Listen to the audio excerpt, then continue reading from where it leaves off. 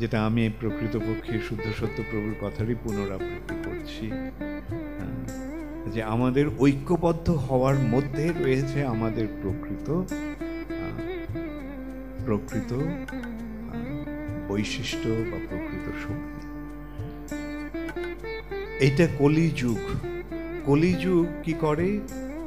কলি এক ব্যক্তি, এখানে একটু বিচার করে দেখবেন, কলি একটা কল্পনা নয়, কলি একজন ব্যক্তি।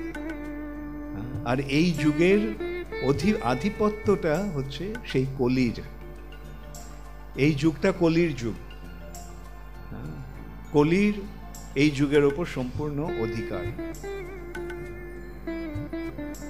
আর সেই কলির উদ্দেশ্য কি? কলি অধর্মকে স্থাপন করে।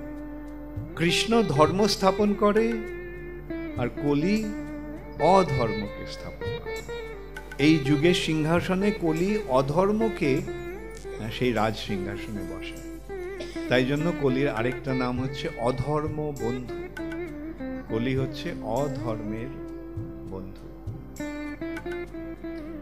আর সেই অধর্মকে কলি কিভাবে স্থাপন করে?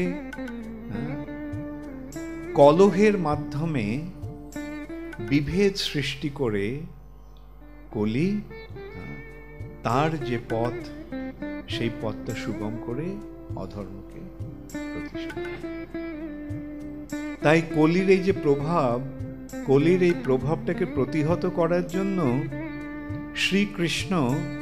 শ্রীকৃষ্ণ চৈতন্য মহাপ্রভু রূপে এসে সংকীর্তন যজ্ঞের সূচনা করেছে। দেখতে পাচ্ছেন দুটো সম্পূর্ণ বিপরীত প্রভাব। কলি চাইছে বিভেদ সৃষ্টি করে সকলকে বিধর্মের পথে নিয়ে যায়। আর চৈতন্য মহাপ্রভুর সংকীর্তন যজ্ঞে দ্বারা সকলকে সঙ্গবদ্ধ করে ভগবানের মহিমা কীর্তন করার মাধ্যমে এই যুগ ধর্ম স্থাপন করা। তাহলে আমরা বুঝতে পারছি কলি যখনই বিভেদের সম্ভাবনা আসবে তখনই বুঝতে হবে এটা কলির প্রভাব। কলি আসছে, কলি আমাদের প্রভাবিত করছে। তাই যখনই কোনো রকম বিভেদের সম্ভাবনা আসবে তখনই আমাদের করতে হবে, যে আমাদের সচেতন থাকতে হবে, এই কলির আক্রমণকে প্রতিহত করতে হবে। আচ্ছা, এই সম্বন্ধে আরেকটা ব্যাপারও আসছে। এই কলি ব্যক্তিটি কে? কলির মা বাবা কে? কলির মা বাবা আছে। কলির মা বাবা হচ্ছে ক্রোধ আর হিংসা।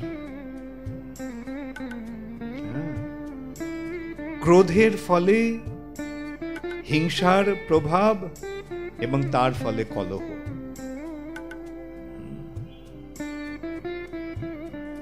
করাল ব্রূঢ় কলিশ্চ কলহ প্রিয়। তাই জন্য আমাদের সবসময় মনে রাখতে হবে, যখনই কলহের সম্ভাবনা থাকবে তখন আমরা কি করব? প্রভু আসুন আমরা বসে কীর্তন করি। দেখবেন আপনা থেকেই সমস্ত এই কলহের সম্ভাবনা পালিয়ে যাবে। মহাপ্রভুর এই যে সংকীর্তন, মহাপ্রভুর যে আবির্ভাব, এই আবির্ভাব এসেছে কলিকে প্রতিহত করার জন্য। মহাপ্রভু এখানে এই সূত্রে কবিকর্ণপুরের একটা নাটক আছে, চৈতন্য চন্দ্রোদয়। এই নাটকে মহাপ্রভুর জন্ম দেখাচ্ছে, মহাপ্রভুর জন্ম হয়েছে। আর সেই জন্মর সঙ্গে সঙ্গে কলির সভা, কলি ভয়ে কাঁপতে শুরু করেছে। কলির যারা পার্ষদ, তারা কি পাপ, ক্রোধ, কাম, লোভ, মদ, মাৎসর্য ইত্যাদি, তারা সকলে বলছে, আরে আপনি কেন এরকম ভয়ভীত হচ্ছেন? কলির জবাব তখন, ও এসে গেছে, ও এসে গেছে। কে এসেছে? ওই ব্রাহ্মণ সন্তান। আরে একটা ব্রাহ্মণের ভয়কে, আমরা তো সমস্ত ব্রাহ্মণ ব্রাহ্মণ্য ইয়েটাকেই ধ্বংস করে দিয়েছে। সমস্ত ব্রাহ্মণদের তো আমরা একেবারে বিপদগামী করে দিয়েছি।